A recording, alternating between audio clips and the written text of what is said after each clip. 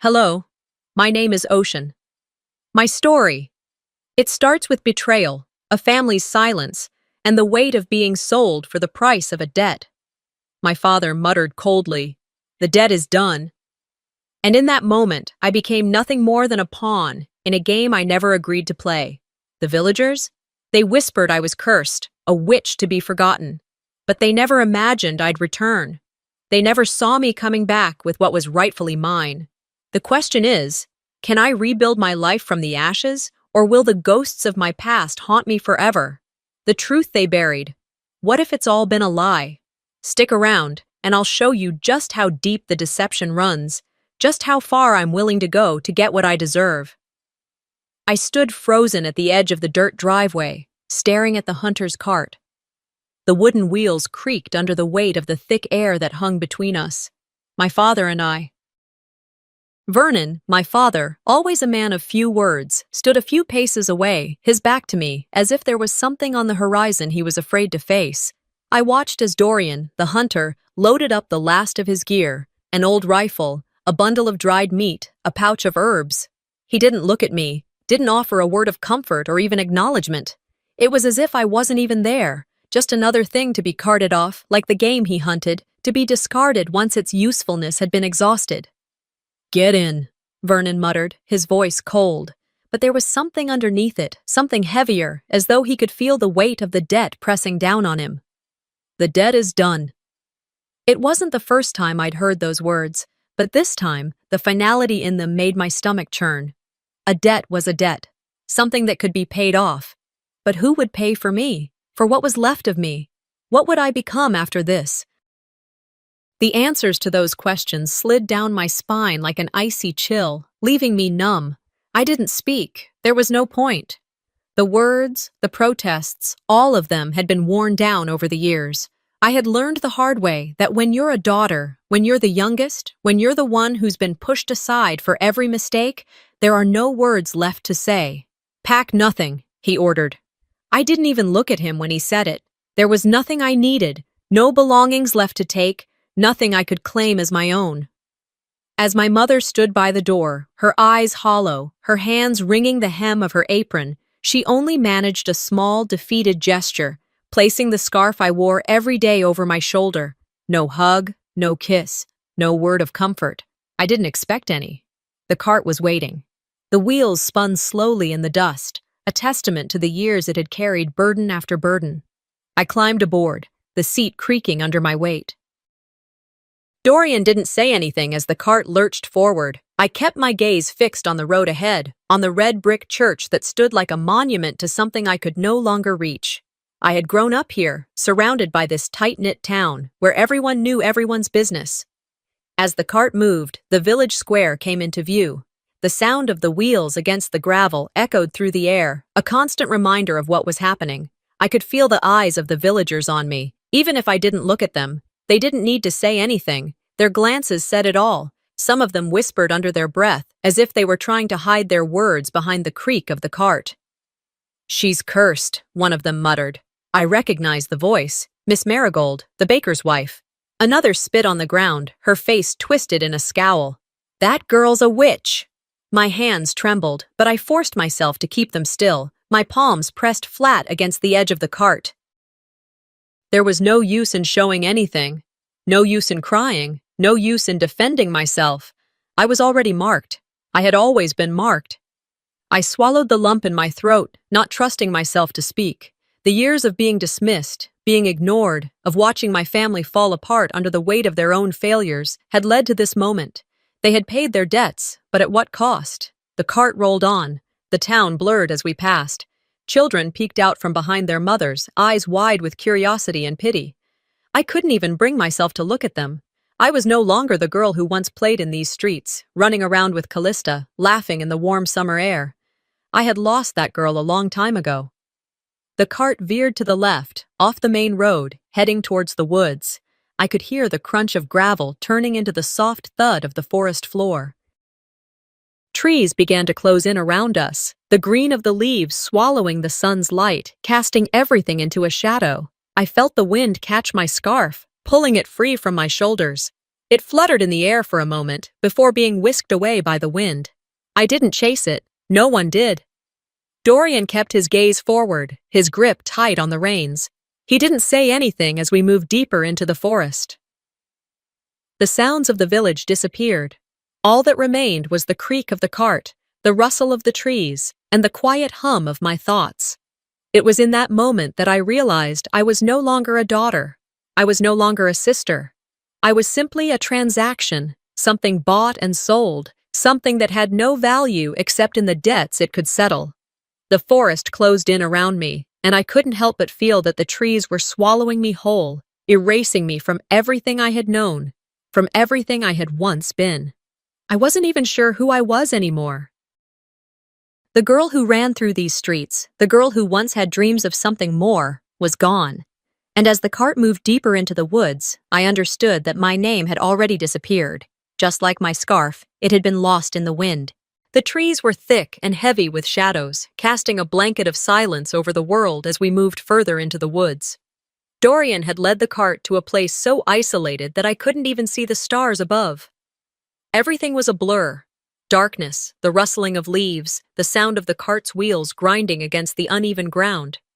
When the cart finally stopped, Dorian didn't speak. There was no "we're here" or "get out." He simply stopped the horses, tied them to a post, and walked away into the dense trees, the creaking of his boots barely audible over the stillness. I stared at the cabin in front of me. It was small and dilapidated, its wooden walls cracked and faded, its roof sagging. There was no warmth in the structure, no invitation to comfort. It looked like a place built to keep the world at bay, a place to hide, to be forgotten. It wasn't a home, it couldn't be. Homes were meant to have love in them, but all I felt in that moment was the cold wind and the overwhelming silence that wrapped around me like chains. "Get inside," Dorian said from the doorway, his voice low, emotionless. I stood there for a moment, feeling the weight of the world pressing down on my shoulders. There was no kindness in his voice, no hint of compassion. He was as cold as the place I had been dragged to. I walked inside. The smell hit me instantly. Old smoke, blood, and something else, something more metallic, like death itself had seeped into the walls. The fire in the hearth was barely smoldering, the light from it casting long, crooked shadows on the walls. The floor was dusty, covered in old footprints, some fresh, others long since forgotten. The only furniture was a worn-out wooden chair and a small table, both seeming to sink into the floor as if even the cabin itself was being swallowed by time. A sign hung above the door. "Property," it read.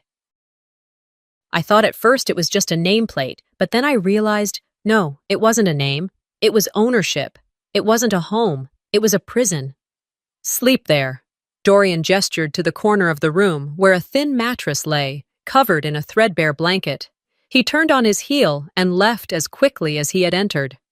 That night, as I sat on the edge of the mattress, the cold seeped through me like the smell of the cabin, slow, steady, and unforgiving.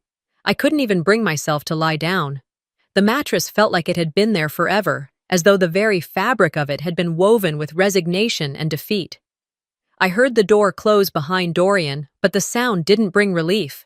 No, it only added to the weight, the sense of isolation. I could hear him outside, muttering to himself in low tones, and then the snap of twigs as he disappeared further into the woods. I didn't move. I stayed sitting there in the dark, listening to the wind howl outside, the same wind that had carried me away from everything I knew, from everything I once was. The silence of the night stretched on, long and endless. I could feel the hours tick by, each one taking a little bit more of me with it. I wasn't sure how long I had been sitting there when I finally heard him again, but the smell of alcohol carried through the air long before I saw him. He entered the cabin, heavy steps pounding against the floorboards, and then the door slammed shut behind him. "Get up," Dorian grunted, throwing something on the table. "We eat." I stood slowly, my legs aching from the cold, and made my way to the table. He had thrown a piece of stale bread on it, nothing more. My stomach growled, but I didn't eat, not yet. I looked around the room. There were no windows, no way to tell what time it was. The only thing that marked the passage of time was the sound of Dorian's heavy breathing, the occasional clink of his empty bottle being set down. I tried not to look at him, tried not to feel the weight of his eyes on me as he stripped off his coat and hung it by the door. My hands shook slightly, but I held my gaze forward, pretending the space between us was empty, like it didn't exist. As I prepared the meager meal, Dorian sat in the corner, silently watching. I couldn't tell if he was judging me or simply waiting for me to break, but either way, I kept my mouth shut. There was no point in saying anything, no point in asking why I was here, why it had to be this way. It didn't matter. It never had. The silence stretched on until I finally placed the food in front of him. He looked at it for a moment, then downed a drink from his bottle before shoving the bread in his mouth. He didn't thank me. He didn't acknowledge me at all. I had learned, in the days leading up to this moment, that there was no such thing as gratitude here. There was only survival, and the quieter you were, the longer you lasted. The evening passed in a haze of nothingness. Dorian came and went, always silent, always distant. When he left the cabin before dawn, the smell of alcohol still lingering in the air, I was left alone again, sitting on the edge of the bed, listening to the howling wind and the rustling of the trees outside. It was on the second night that I first saw the sign. It was carved into the wood above the door. Property. But this time, the word hit me harder than before. It wasn't just a sign, it was a declaration, a reminder that I wasn't a person here. I was nothing. Nothing but an object to be owned. And in that moment, I realized I wasn't just a girl who had been sold. I wasn't just a daughter who had been cast aside. I had been reduced to nothing, to property. It felt like my very identity was slipping through my fingers, like sand through a sieve, but I couldn't allow it, not yet. I couldn't let myself disappear into the cold of the forest, into the silence of this place. I had to hold on. I had to survive. I would never be owned. But as I stared at the sign above the door, I couldn't help but wonder, how long before I was? The pot slipped through my hands with a sickening crack, and for a moment, everything around me went still. The riverbank, the sound of the water rushing by, even the cool, damp air, it all blurred into a dull hum. The shattered pieces of the pot lay scattered across the rocks, their jagged edges catching the weak sunlight that filtered through the trees. I didn't cry. I didn't run. I couldn't. I had seen what happened when things broke here. I had seen how everything shattered into pieces, like the fragments of the pot, never to be put back together again. Dorian would notice. He would notice every broken thing. But this was different. This wasn't just any mistake. This was the one thing I wasn't allowed to break. The pot had been here longer than I had, longer than anyone. It was the only thing that had remained constant in this cold, lonely hut, the last relic of something resembling a home. I stood there, motionless, staring at the shards that seemed to mock me in their jagged beauty. My hands trembled from the cold, from the exhaustion, but most of all, from fear. Dorian was coming back soon, and when he saw what I had done, there would be no mercy. With careful movements, I knelt down and began to gather the pieces of the broken pot, trying to piece it together like some desperate puzzle. But I knew it was useless.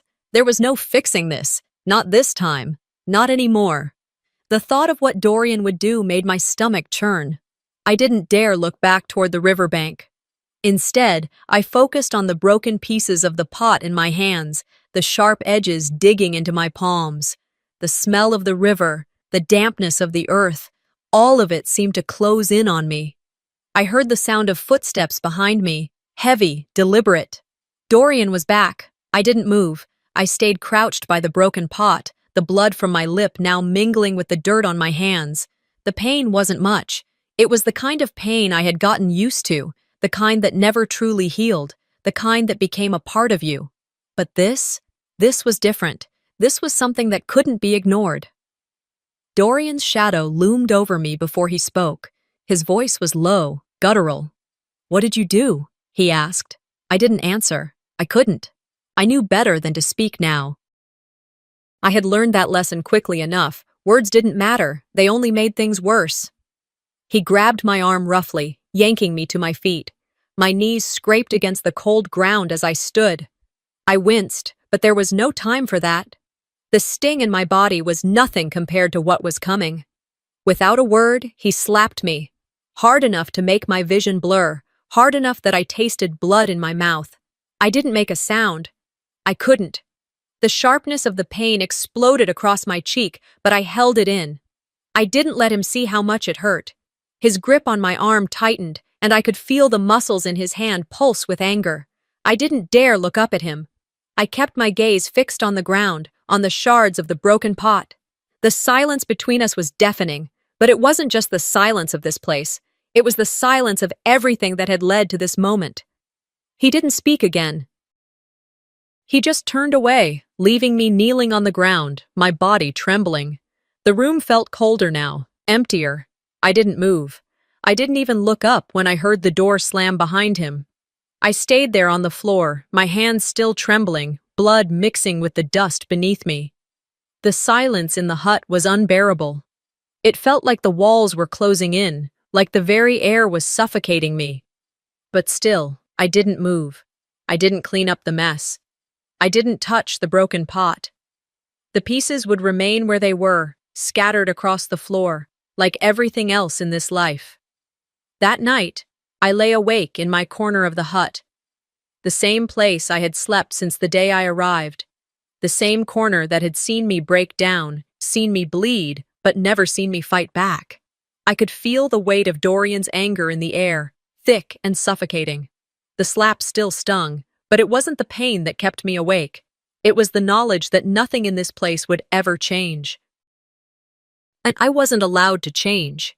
Not here, not with him. But there was something else. Something that had been gnawing at me ever since I stepped off that cart. Something that had been growing inside me, hidden beneath the layers of fear and silence. The scarf. It was the last piece of me, the last reminder of a life before this one. Before I was sold. Before I was nothing but property. I had kept it hidden beneath my mat, tucked away where no one could see it. But tonight, I couldn't ignore it anymore. I reached for the scarf, the soft fabric slipping through my fingers as I pulled it from beneath the mat. I held it tightly in my hands, pressing it to my chest, feeling its coolness against my skin. It wasn't just a piece of cloth. It was all I had left, the only thing that still felt like me. I remembered my mother's hands as she tied the scarf around my neck, the way her fingers lingered for a moment before letting go. She had never said anything, but the gesture had meant everything. It had meant that I was hers, that I belonged to someone. Now, it was just a piece of fabric, a relic of a life that was gone, but I wouldn't let it go. Not yet. I held the scarf until my hands stopped trembling. The silence in the hut was deafening, but it was nothing compared to the storm that was rising inside me. The next morning, when Dorian returned, I was waiting for him. I didn't speak, but I didn't need to. The silence was my answer. That night, I didn't cry. I didn't break. I made a vow in the quiet of the dark. I wouldn't be broken like that pot. I wouldn't stay shattered. I didn't take long to understand the dynamics of this place. Dorian had a way of speaking, of moving, that made it clear he didn't need to say much to be understood. The world around him operated on a set of unspoken rules. He gave the orders, and the rest of us, me, did the work. That afternoon, the familiar sound of Dorian's heavy boots broke through the silence of the hut. He returned with a cart full of supplies. It was a sight I had grown used to, a cart laden with meat, bread, fruits, items I had never seen much of before. They were the fruits of his so-called hunt, the spoils of a life I had no part in. He told the villagers about his great gift to them. He was proud of it in a way. It was like a performance, one where I wasn't even a backstage player. He spoke with a tone of superiority, like the hunter who had provided for the people, without ever once mentioning the labor that made it all possible. I stood in the background, as I always did, quietly observing the scene. He handed out the goods to the villagers, each item carefully chosen and presented as though it was all his doing. I could feel the weight of it, the way they all praised him, nodded in approval, all while ignoring the girl who had worked so hard to prepare the food. Not once did they look at me.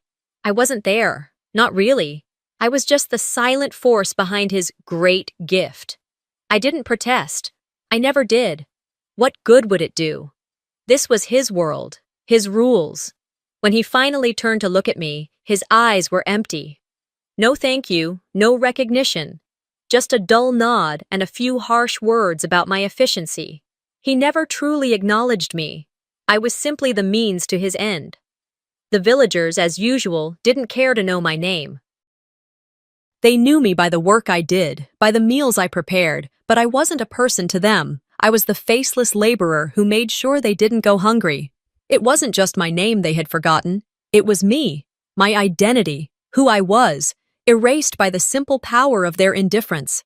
Every time I entered the market, they would look right past me. Dorian spoke for me, just as he spoke for everything.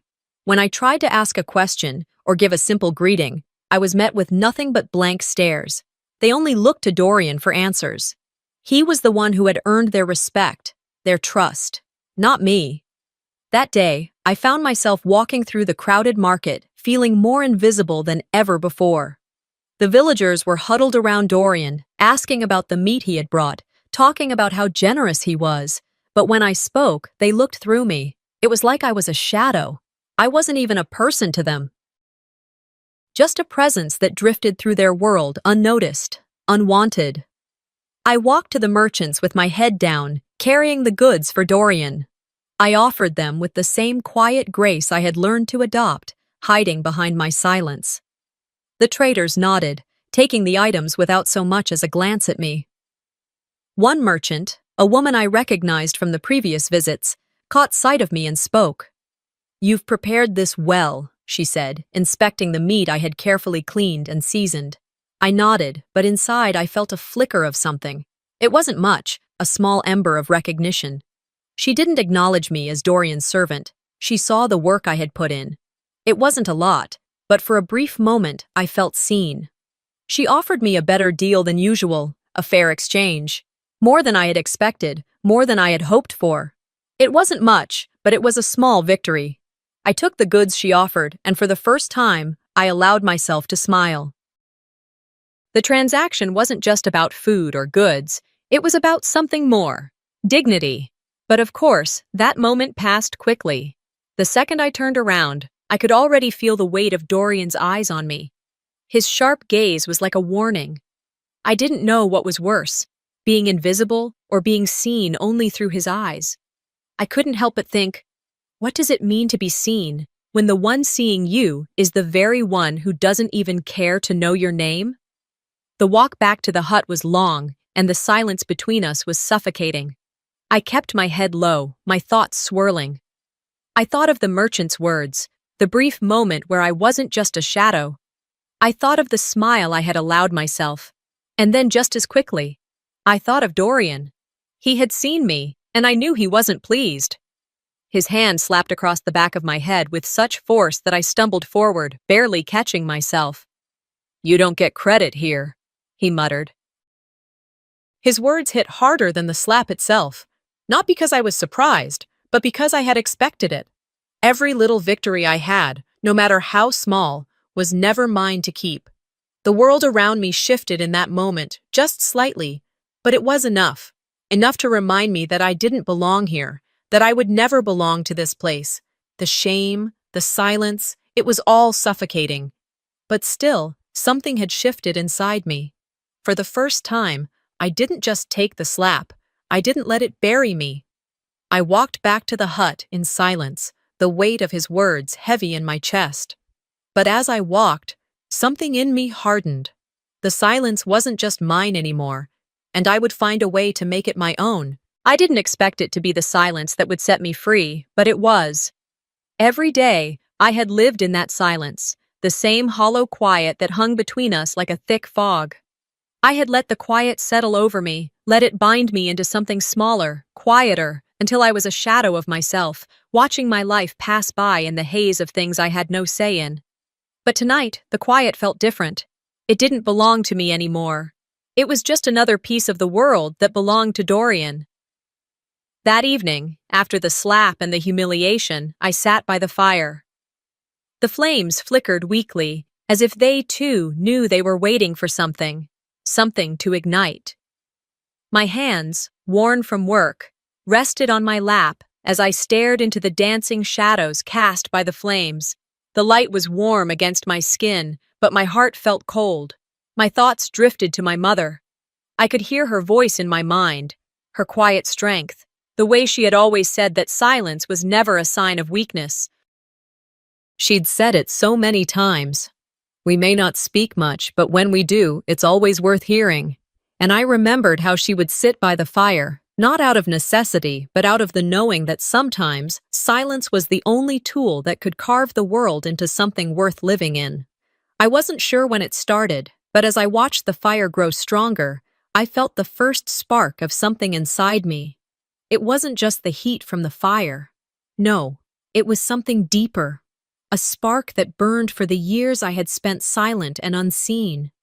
For the years I had worked for Dorian, always in the background, always his shadow, never his equal. The silence was no longer something I would endure. It was something I would use. I knew I needed to do more than just sit here. I had to do something to mark this moment, something that would make it impossible to return to the way things had been. So quietly, I began building a rack for smoking meat. My hands moved with purpose, not because I had to, but because I wanted to, because for the first time, I was doing something for me. As the rack took shape, the fire beneath it blazed a little brighter. I didn't look up, but I felt it, felt the heat rise around me, just as the fire inside me began to burn brighter. I wasn't just cooking food anymore, I was preparing a rebellion. By the time Dorian returned, I had finished the rack. The air smelled of wood and smoke, a quiet promise of the work to come. He came in with a grunt, as usual, his boots heavy against the floorboards. He looked at me briefly before turning his attention to the cart he had brought back, filled with meat, supplies, and the faint smell of alcohol. I didn't speak. I didn't need to. He didn't acknowledge the rack I had made or the fire that had built in the hearth. He barely looked at me. But something was different. I could feel it. That tension between us, thick like the smoke curling around the room. He was still in control, but I was no longer content to be a passive observer of my own life. Later that night, after he had gone to bed, I sat on the edge of the mat where I slept, staring at the shadows on the wall. My fingers tightened around the scarf my mother had given me.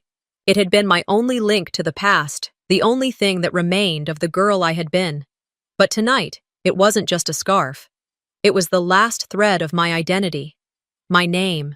The girl who had belonged to someone, to a family that had once cared for her. It had been so long since I had felt like I was someone who mattered. But the silence. It was suffocating. I couldn't stay silent anymore. The next morning, I found something in the corner of the room, buried under a pile of old, discarded papers. It was a document, yellowed and brittle with age. I knew what it was the second I laid eyes on it. A contract. My hands trembled as I unfolded it, the cold edges pressing into my fingers. There it was, my name scrawled across the bottom, but it wasn't in my handwriting. I didn't remember signing it.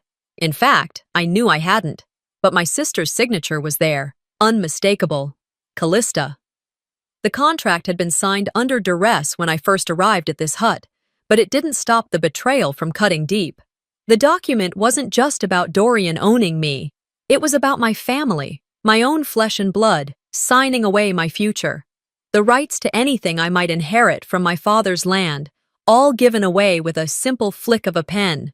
I wanted to scream. I wanted to rip it apart, burn it. But I didn't. I couldn't. I was still too quiet, still too afraid. But that changed when I walked out into the village the next morning, carrying the meat I had worked to prepare. I passed by the market, the same faces staring back at me. They saw me, but they didn't see me. To them, I was just the girl who worked, who cooked, who existed in the shadows. But as I passed the stall where the merchant had given me that fair deal last week, something inside me clicked. I stopped. I didn't just hand over the goods and leave. I stayed. I stood in front of him, my gaze steady. The wind picked up, ruffling my hair.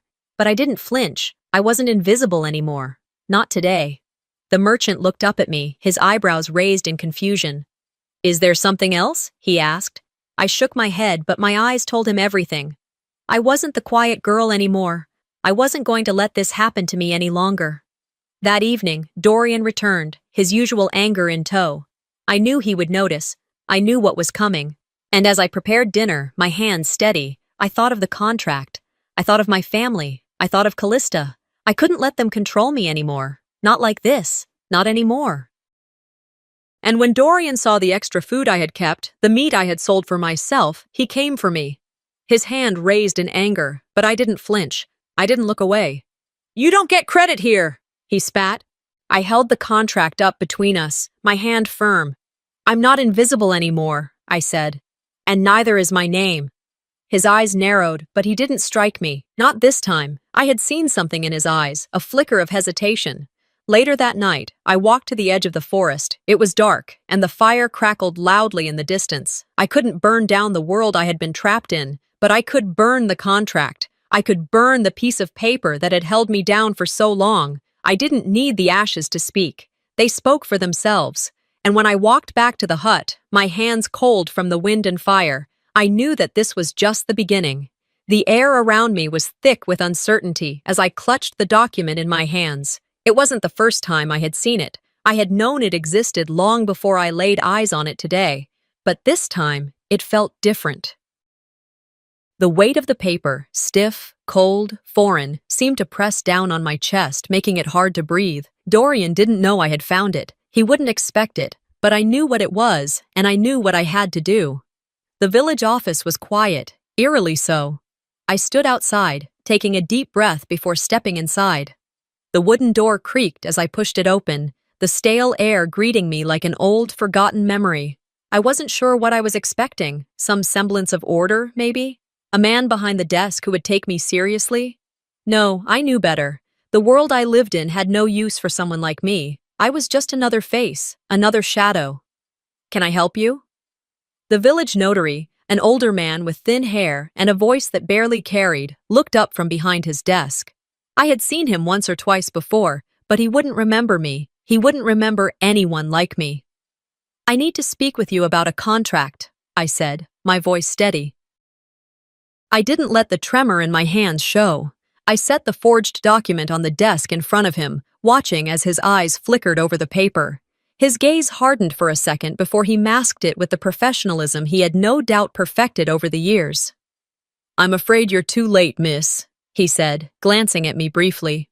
"The land has already been signed over. The deal is official." He leaned back in his chair, not a hint of concern in his eyes. I felt my blood boil, but I said nothing. There was no point in arguing with him. This was just another reminder that I was nothing but a name on a paper, a cog in a wheel that didn't care about the people it crushed. "I see," I said, my voice dangerously calm. I turned on my heel and walked out, my heart pounding in my chest. I had come here hoping for something, a shred of justice, but the only thing waiting for me was the bitter truth that nothing was going to change. As I walked back to the hut, the weight of the contract seemed to grow heavier in my hand. My fingers curled around it, crushing it like I was trying to destroy the very thing that had held me captive for so long. I wasn't done, not yet, but for the first time, I realized how much power I had given away. Dorian was waiting for me when I returned, as if he knew what I had been doing, as if he could sense the shift in the air. I could see the smirk on his face, the smugness in his eyes. "You still don't get it, do you?" he said, his voice low and mocking. "You're nothing here. You always will be." His words stung, but I didn't let him see the effect they had on me. I had learned a long time ago that showing weakness only gave him more power. This time, it was different. He wasn't going to control me, not anymore. I stood there, holding the contract in my hand, and I felt something shift inside me. I wasn't just going to be his pawn anymore. I wasn't going to let him talk to me like that. I was done. "I'm not your property," I said, the words coming out stronger than I expected. "I never was." Dorian's expression faltered for just a moment, but he quickly recovered. He laughed, dismissing my words as if they were nothing. "You think you can change things? You think you have power? You're just a fool, Ocean. His words didn't hurt anymore. They didn't have the same sting they once did. I wasn't that girl anymore.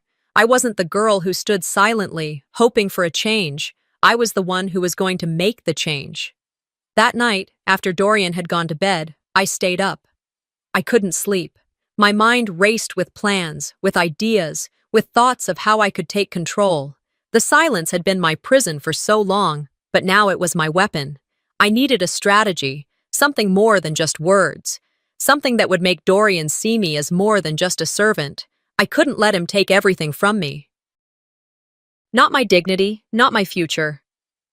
The next morning, I took the first step.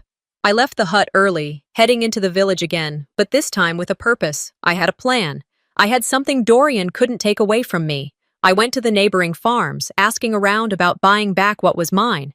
I didn't know how I was going to do it, but I had to try. The farmers didn't look at me the same way they looked at Dorian. They didn't see the same threat. And slowly, over time, they began to take me seriously. I started selling the meat I had prepared. Slowly, I gained a reputation. People began to notice that the quality of the meat was better than anything they had gotten before. They came back for more, and word spread through the village. I was no longer just Dorian's silent worker. I had a name, and I was starting to build something on my own. But Dorian noticed. Of course he did. He wasn't blind. He could see what was happening, and it made him angry. I knew he would come for me. He always did. That evening, he caught me in the village, walking back to the hut after another successful trade. His eyes narrowed when he saw the bags of goods in my hands. His steps quickened as he approached, and I could feel the familiar surge of dread in my stomach. "You think you can just walk around like this?" Dorian said, his voice cold and threatening. "You think you can make a name for yourself without me? You're nothing, Ocean. You can't beat me." His words were a knife to the heart, but this time I didn't flinch. I didn't look away. I had something now that he couldn't take. My voice was steady when I spoke. "I'm not your property," I repeated, "and I don't need you to survive." His eyes flashed with rage, but there was something else there too. Fear. He was scared. I could see it now, in the way his hands clenched into fists, in the way his jaw tightened. "You can't beat me," he repeated, his voice low and dangerous. But for the first time, I didn't care. I wasn't scared of him anymore. I had already won. The world I had been trapped in was falling apart, and I was the one tearing it down. As he walked away, his words lingering in the air, I knew this was just the beginning. The fire I had started was still burning, and it wasn't going out. Not now, not ever. The weight of the paper in my hand felt like a stone in my chest as I stood in the village square. The villagers were milling around, paying no attention to me, just like always. They didn't know me, not really. They knew my work, the meat I prepared, but they never cared to ask my name. Today, that was going to change. Today, everything was going to change. I saw Dorian approaching from the corner of my eye. He was walking with his usual cocky stride, his shoulders squared as though he owned the whole town. And maybe, for a while, it felt like he did. But not anymore. Not today. I stepped forward, catching his gaze, and for the first time, I wasn't the invisible girl who was just there to do his bidding. I was someone who had a name, a history, and a story to tell. "You never got my signature," I said, my voice cold but steady, cutting through the bustle of the market. "That deal was never mine." Dorian paused mid-step, his expression shifting for just a moment, but he quickly masked it with a smirk. "You're just trying to stir up trouble, Ocean," he said dismissively, as if my words were nothing but idle threats. "It's paperwork, nothing more." But I didn't flinch. I didn't back down.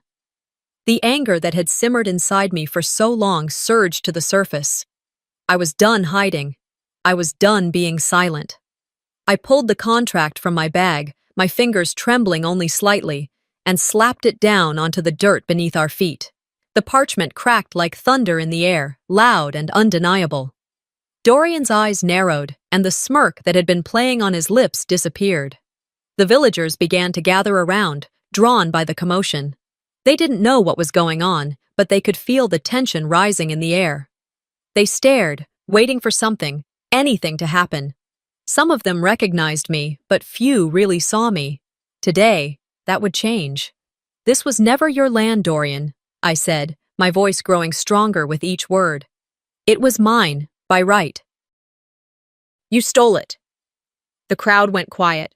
I could see the whispers starting, confusion, disbelief. Dorian, for the first time in a long while, looked rattled. His usual confidence faltered. It's just paperwork, he repeated, his voice shaky, trying to convince himself more than anyone else, but his eyes betrayed him. He knew what I was saying was true. You're not going to get away with this, I said, my words sharp and final. This is fraud, and I'm going to make sure everyone knows it. The crowd shifted, murmurs rippling through them. Some of the faces I saw were familiar, but I wasn't sure if they were looking at me with pity, curiosity, or something else. It didn't matter. All that mattered was that I had finally said it. I had taken the first step. I had started to fight back. Dorian's face went red with anger. His eyes flashed with something darker, something dangerous. I could see the veins in his neck bulging as he clenched his fists at his sides. For a moment, I thought he might lash out, but he didn't. Instead, he took a step toward me, his voice low and venomous. You think you can just walk away with what's mine? He spat, his words dripping with contempt. You'll never be safe. I'll make sure of that. The crowd's murmurs grew louder, more uncertain. Some of them were beginning to turn their backs on him, their eyes filled with doubt. The power he had once commanded was slipping through his fingers like sand. I stood my ground, not moving an inch. I could feel my heart pounding in my chest, but I didn't let it show. I didn't flinch. I wasn't afraid anymore.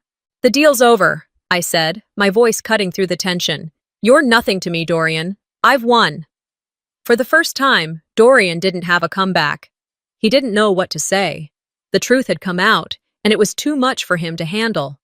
He took a step back, his face contorting with rage and disbelief. He didn't know how to process this, how to deal with the fact that he had lost, but I wasn't done. Not yet. I turned to the villagers, my gaze sweeping over their faces. This land was never his to take, I said, my voice ringing with finality. It was mine, and I'm going to make sure it stays that way. The villagers watched me, some of them nodding in agreement, others still unsure. But there was a shift in the air, a change. For the first time, I was the one with the power.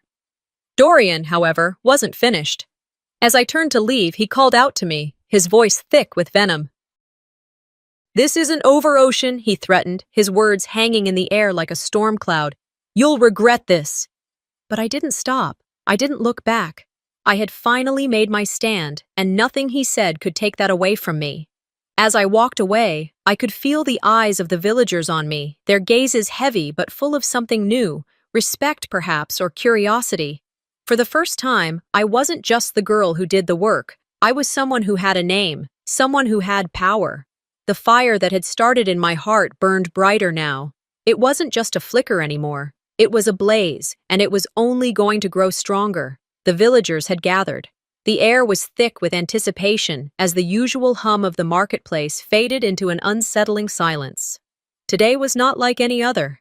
Today I was standing in front of Dorian, ready to face the lies, the betrayal, and everything he had stolen from me.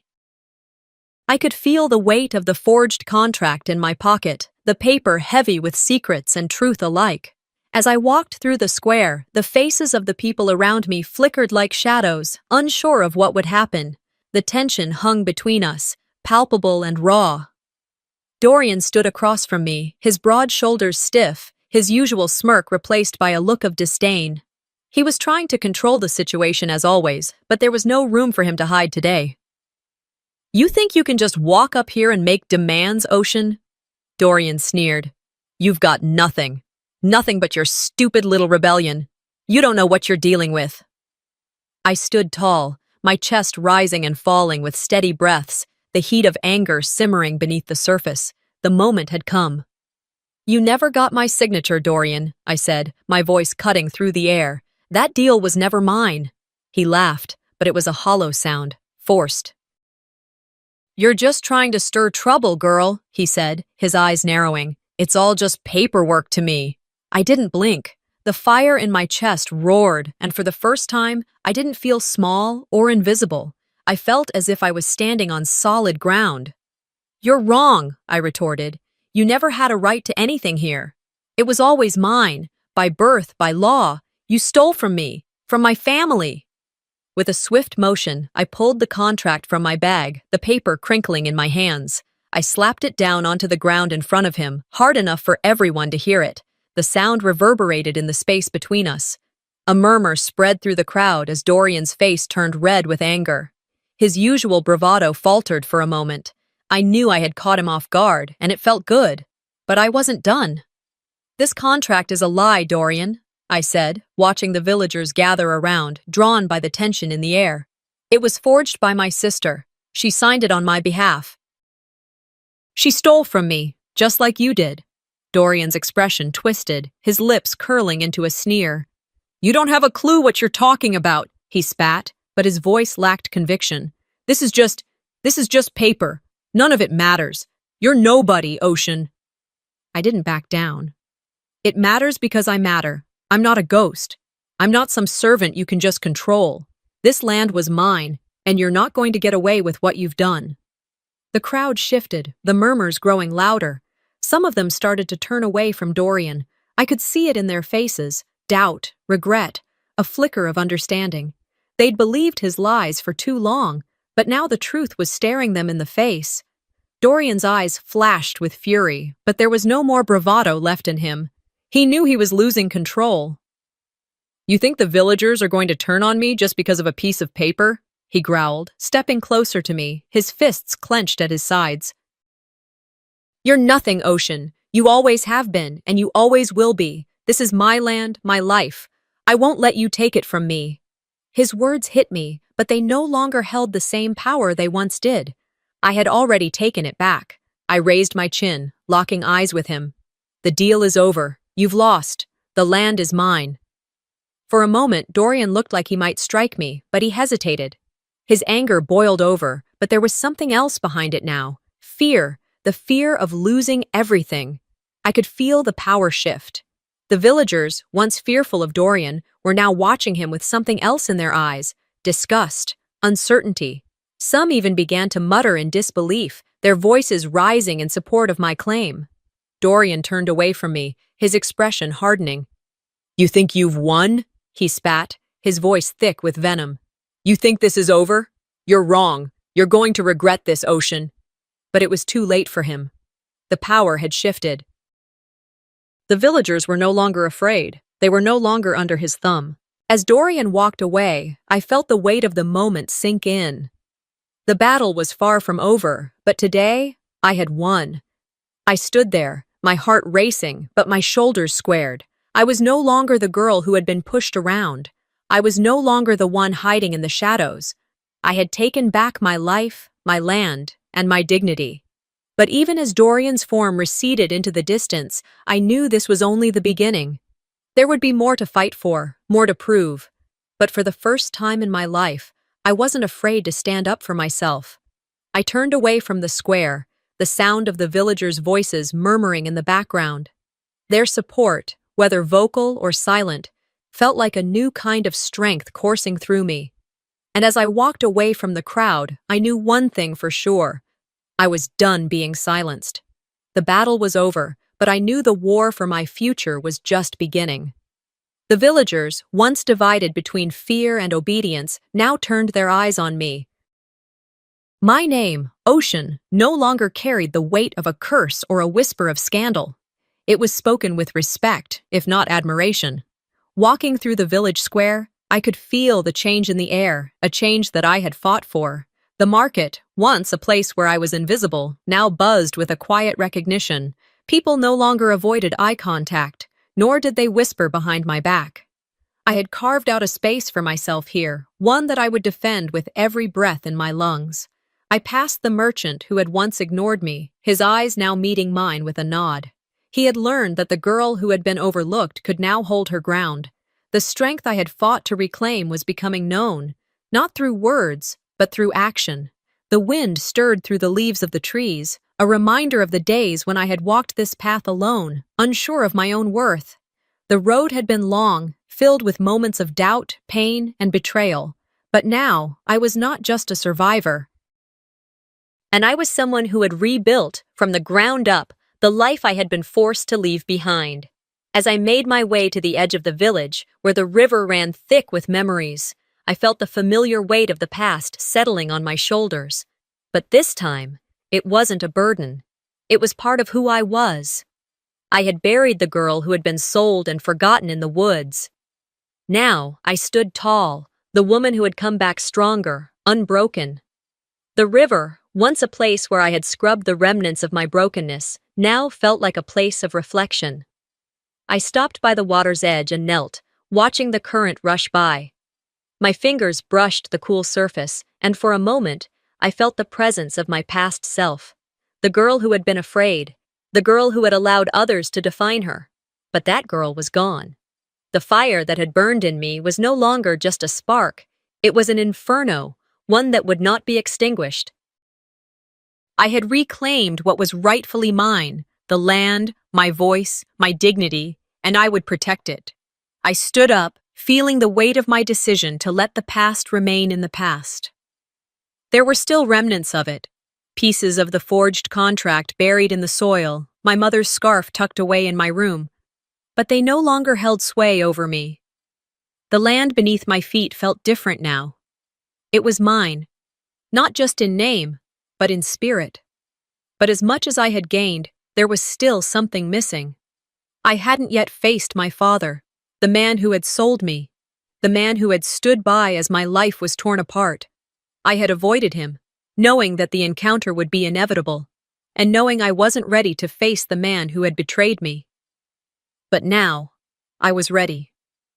I walked toward Dorian's cabin, the familiar path taking me past the woods that had once trapped me, past the place where I had been abandoned. This time, the woods didn't feel threatening. They felt like the backdrop to my transformation. I found my father sitting by the door of his cabin, his face drawn and tired. He didn't look up as I approached, and for a moment I thought of turning back. But I didn't. I had come too far to turn back now. "Father," I said, my voice steady, but carrying the weight of everything I had been through. He looked up, his eyes meeting mine for the first time in weeks. There was a flicker of recognition, of regret, but it was fleeting. "Ocean," he said, his voice rough, worn down by time. I didn't know what I was doing. I was just trying to survive, trying to make things right in my own way. I could see the shame in his eyes, but it wasn't enough. I didn't need his apology. I had learned to stand on my own. "You can't undo it," I said quietly. "You can't take back what you did. But I'm not here to make you feel guilty. I'm here to tell you that I've moved on. And I'm never going back to the person I was before." He didn't answer, but his gaze softened. I could see the regret, but it didn't change anything. I had forgiven him, not for him, but for me. I turned and walked away, feeling the weight of the land beneath my feet. It was mine now, and I was free. Back in the village, I stood before the council office, a quiet confidence flowing through me. The decision had been made, and I was finally in control. No longer the girl sold to the highest bidder, no longer the daughter who was cast aside. I was Ocean, and my name echoed in the streets, in the hearts of those who had once whispered it with disdain. I stood tall as I walked past the market, the familiar faces now greeting me with respect. I had fought for my place here, and I had earned it. And as I looked ahead, I knew that this was just the beginning.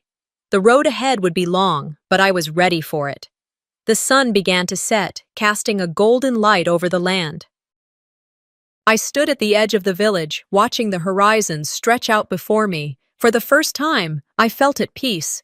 The winds carried my name, and I knew that whatever came next, I was ready.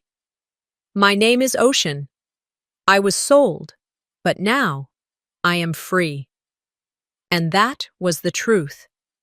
The truth that would echo in the hearts of those who had once doubted me.